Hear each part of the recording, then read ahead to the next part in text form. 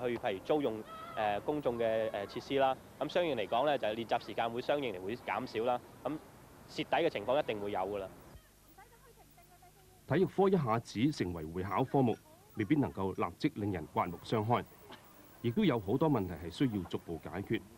但係揀咗體育會考科嘅學生就唔可以再馬馬虎虎啦。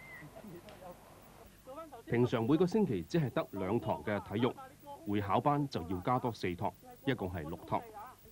會考體育科固然係要考驗體能同埋技巧，學生要保持水準，就一定要勤加練習，達到考試嘅要求。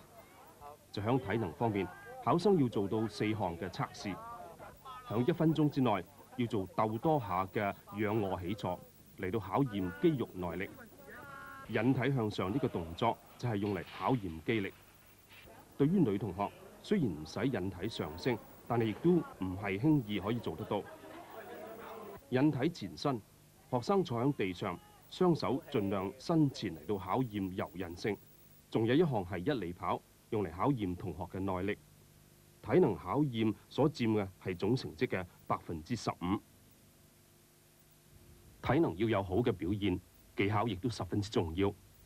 考生要就自己嘅專長，響田徑、游泳、體操同埋舞蹈4個項目當中揀一個嚟到表現自己體育技巧，咁樣係佔總成績15%。除咗體能同技巧之外，球類項目亦都佔15分。球類遊戲要注意技巧，亦都要有合作性嘅表現。考生可以響籃球、排球、足球、乒乓球、羽毛球呢啲嘅球類遊戲當中揀選一項。通過咁多實習嘅考試，剩翻有55分，就係體育理論啦。對於熱愛運動嘅同學，會考體育科確實係俾佢哋響學業方面多咗一個選擇，多咗一個爭取優異嘅機會。林建偉，體育科係佢表現最好嘅一科，響運動場上佢贏到唔少嘅獎牌，每一個獎牌都係佢信心嘅標誌。除咗信心之外，體育仲帶俾佢好多嘢。體育對我嚟講真係好大嘅幫助，同埋好重要咯。我入到呢一間學校讀書裏邊，學業成績又唔係最好嗰個，所以就入呢間學校嘅機會比較低啲咯。咁而我就好彩入到呢間學校。佢喺運動場上穩操勝券，對會考體育科又係咪有十足把握呢？都有好信心去考呢個試啦，但係自己英文嘅成績唔係太好，咁但係課程係用英文去教授啦，咁自己英文成績唔係太好，所以就都有影響啦。因為佢讀書方面嗰個底咧就即係唔係話咁好啦，咁所以咧變咗咧喺理論科方面咧佢可能會有啲困難嘅。咁其實咧林建偉咧就即係基本上咧嗰個嘅運動嗰個嘅常識咧都好豐富啊。只不過咧就係即係爭在咧而家喺語文嗰方面，如果佢能夠再做一啲嘅功夫咧，咁佢能夠表達得好咧，就會應該呢一科咧佢都會考個成績會唔錯嘅。體育科有大半要考理論，響未來1年唯有努力讀好理論，能夠衝破呢個障礙，體育科就可以響學業方面增添優劣。響一班選修體育嘅同學當中，唔係個個都係運動健將嚟嘅。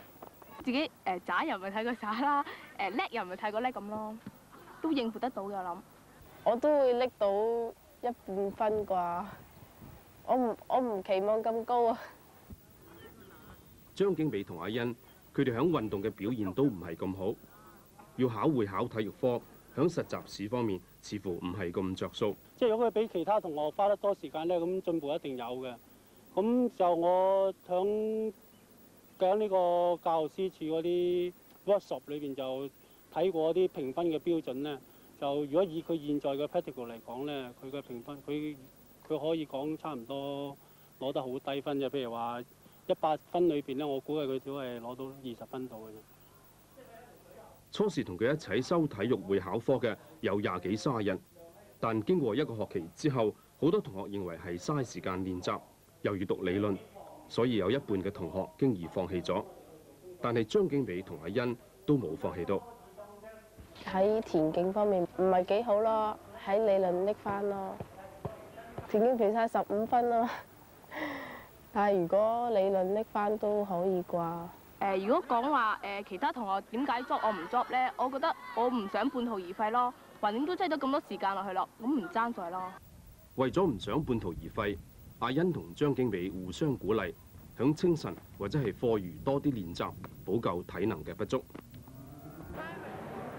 體育會考並唔係專為運動能手而設嘅，因為體能表現唔係體育科嘅最終要求。只要係有興趣研究體育嘅同學，無論係從理論或者係運動出發，都一定能夠有所發揮，爭取最佳成績，享受一個動嘅人生。在這種